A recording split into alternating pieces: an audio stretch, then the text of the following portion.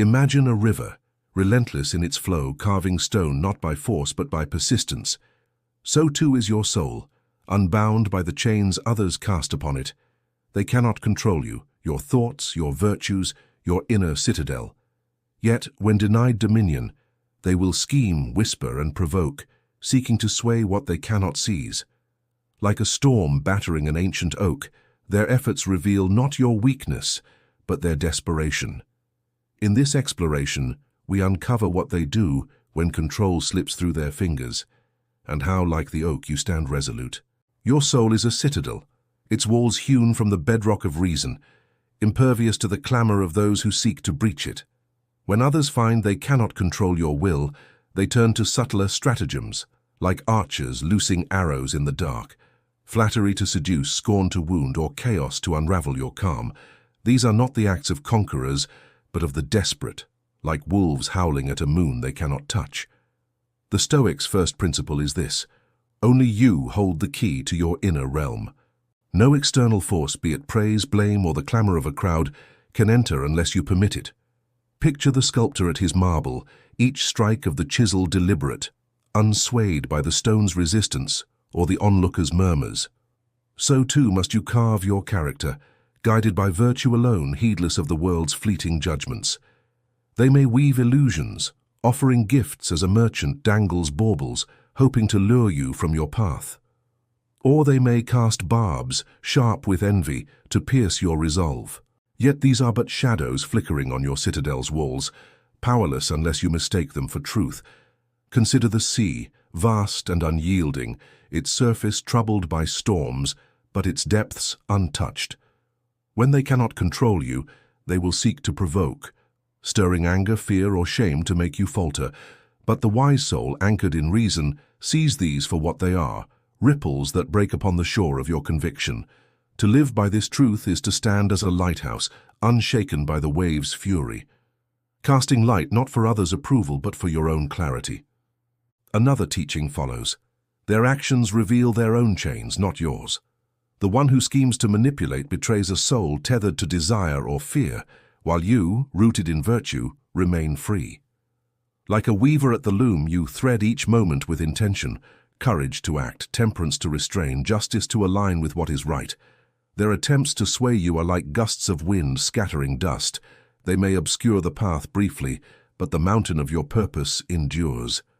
Hold fast to this.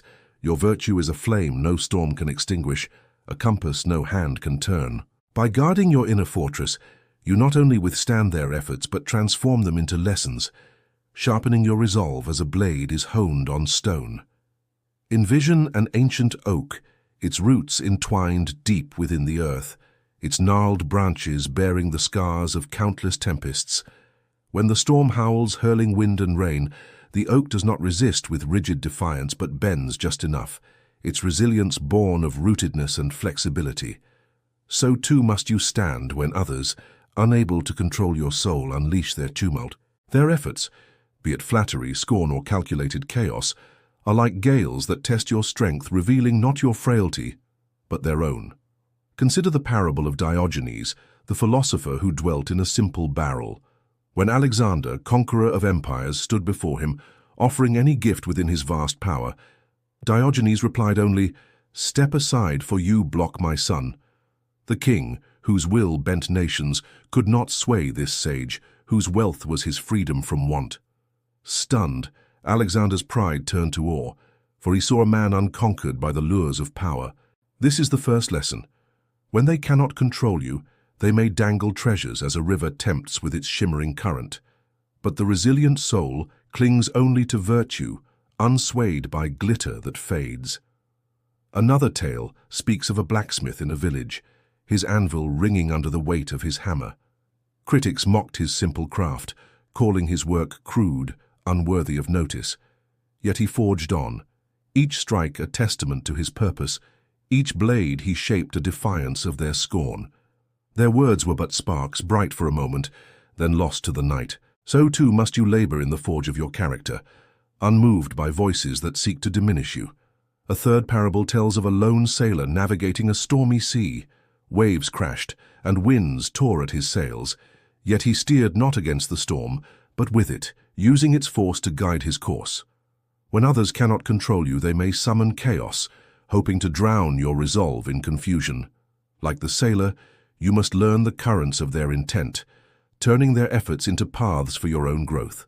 Each challenge, each whispered doubt or shouted insult is a wind you can harness, not a chain to bind you. These parables converge on a single truth. Resilience is not the absence of storms, but the art of standing firm within them. Your soul, like the oak, the sage, the blacksmith, or the sailor, thrives not by escaping trials, but by meeting them with clarity and purpose.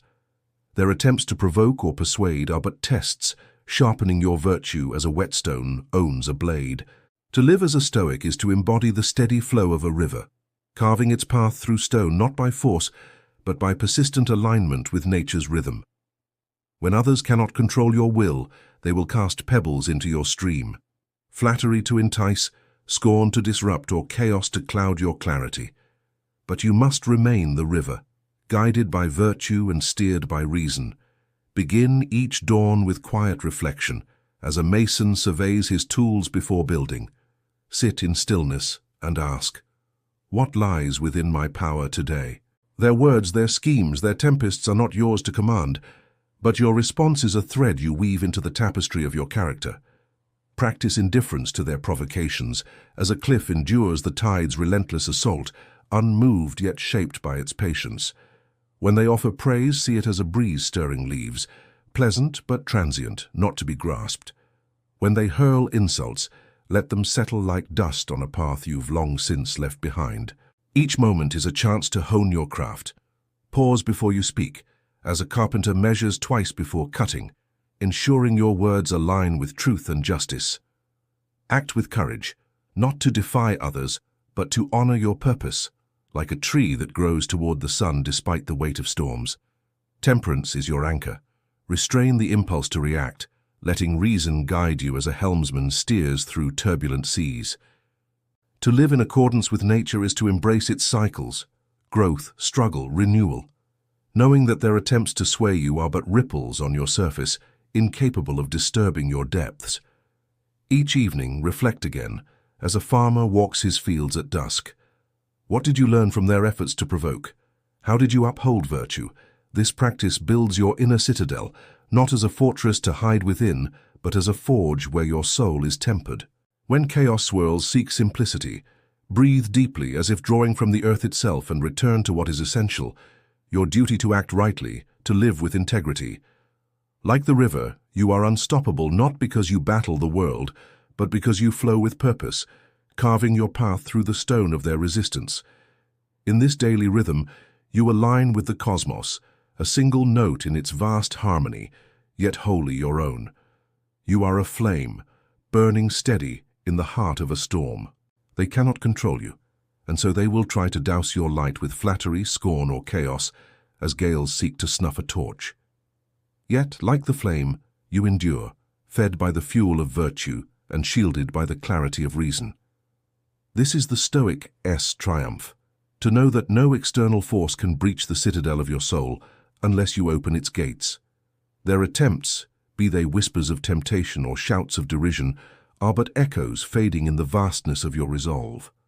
Like the oak that stands through tempests, or the river that carves stone, your strength lies not in defiance, but in alignment with nature's truth. You are enough complete in your pursuit of wisdom, courage, and justice. Let their efforts reveal their own frailty, as waves betray the sea's unrest, not the cliffs. Your call now is to live this truth daily, to forge your character as a smith shapes iron with purpose and unyielding care. Stand tall, not to conquer others, but to master yourself. In this, you become untouchable, a beacon for others to follow. Go forth and let virtue be your guide,